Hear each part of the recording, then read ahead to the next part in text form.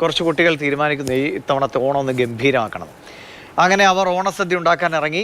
ഒരു 10,000 പേർക്ക് ഒരു വമ്പൻ ഓണസദ്യ ഒരുമിച്ചോണം എന്ന പരിപാടിയിലൂടെ തിരുവനന്തപുരം നഗരത്തിലെ ഒരു സ്കൂളാണ് അങ്ങനെ വേറിട്ട് അല്ലെങ്കിൽ വലിയ ഓണാഘോഷത്തിന് തുടക്കം കുറിച്ചിരിക്കുന്നത്.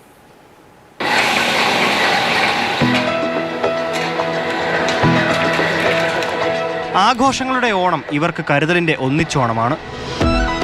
ആശയവുമായി കുട്ടികൾ തന്നെയാണ് രംഗത്ത് വന്നത്.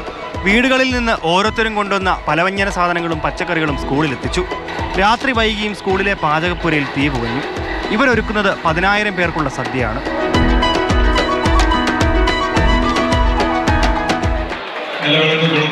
ഇന്നത്തെ ചടങ്ങുകൾ തുടങ്ങുകയാണ്.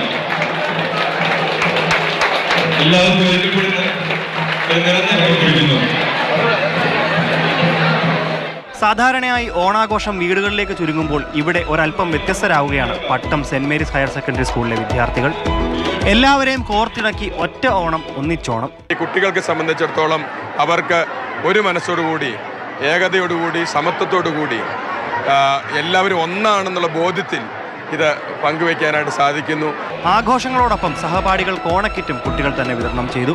ജാതി, മത, വർഗ, വർണ്ണ, ലിംഗ ഭേദമില്ലാതെ കുഞ്ഞുങ്ങൾ ഒരുമിച്ച് ഒരേ മനസ്സോടെ സന്തോഷമായി ഓണസദ്യ ഉണ്ണുമ്പോൾ ഞങ്ങൾ അധ്യാപകരുടെ മനസ്സ് നിറയുകയാണ്.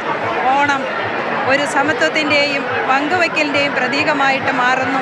അങ്ങനെ ആ നന്മയുടെ, സ്നേഹത്തിന്റെ, കരുതലിന്റെ സദ്യ തൂശനിലയിൽ വിളമ്പി തുടങ്ങി.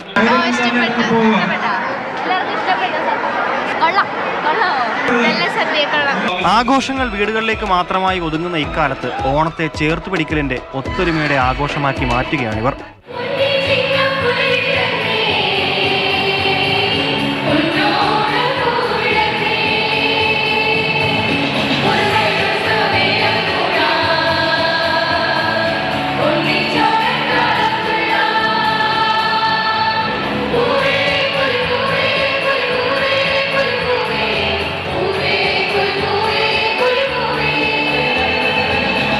മാതൃഭൂമി ന്യൂസ്, തിരുവനന്തപുരം.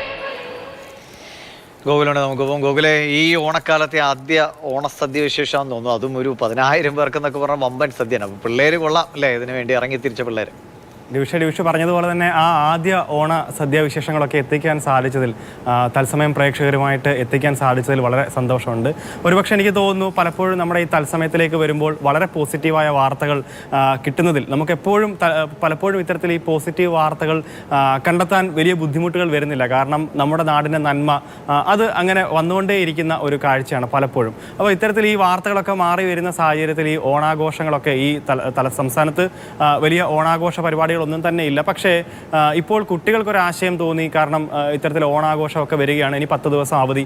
അപ്പം തങ്ങളുടെ കൂട്ടുകാരെ ഇനി കാണാൻ ഇനി 10 ദിവസം കൂടി എടുക്കും. അപ്പം പലപ്പോഴും പലർക്കും അതൊരു ആഘോഷമായിരിക്കാം. പക്ഷേ ഇവിടുത്തെ കുട്ടികൾ കുറച്ച് വ്യത്യസ്തരാണ്. അവർക്ക് കുട്ടികൾക്കൊപ്പം, കൂട്ടുകാർക്കൊപ്പം ഇരുന്ന് ഭക്ഷണം കഴിക്കണം. പക്ഷേ ഈ സ്കൂളിനൊരു പ്രത്യേകതയുണ്ട്.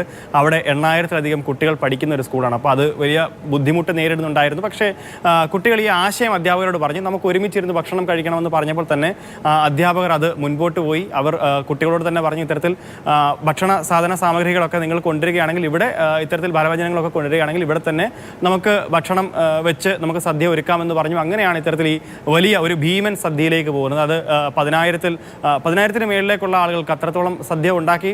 ഒപ്പം കുറച്ച് ബുദ്ധിമുട്ട് നേരിടുന്ന കുട്ടികൾക്കൊക്കെ തന്നെ അവിടെ നിന്ന് കിറ്റ്, ഒരു 1000-ഓളം കുട്ടികൾക്കാണ് ഇത്തരത്തിൽ ഭക്ഷണ കിറ്റുകൾ, ഒപ്പം തന്നെ പച്ചക്കറി കിറ്റ്, ഫലവ്യഞ്ജന കിറ്റ് ഒക്കെ ആയിട്ട് മാറുന്ന ഒരു സാഹചര്യം കൂടി. അപ്പോൾ അത്രത്തോളം തന്നെ നമ്മുടെ കരുതലൊക്കെ സദ്യക്കൊപ്പം അല്ലേ സ്നേഹത്തിന്റെ കാഴ്ച കൂടിയാണ്. അതുപോലെ ഈ വലിയ സദ്യ പോലെ വലിയ സന്തോഷമുള്ള അനുഭവങ്ങൾ ആ കുട്ടികൾക്കൊക്കെ ഈ ഓണക്കാലത്ത് ഉണ്ടാകട്ടെ എന്നുകൂടി നമുക്ക് പ്രത്യാശിക്കാം. ശരി ഗോകുലെ, കാണാം.